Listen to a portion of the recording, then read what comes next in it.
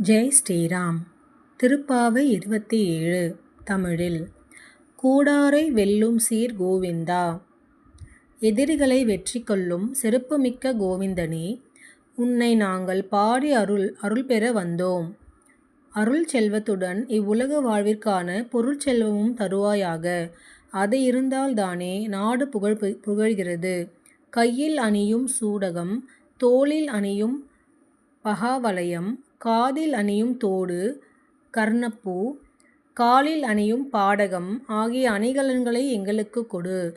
புத்தாடைகளை வழங்கு. பின்னர் விரதத்தை நிறைவு செய்யும் வகையில் கூட்டமாக உன்னுடன் அமர்ந்து கையில் நெய் வழிய பால் சோறு உண்போம். கூடாரை வெல்லும் என்ற சொற்றொடரில் இருந்து கூடாரவள்ளி என்ற வார்த்தை பிறந்தது.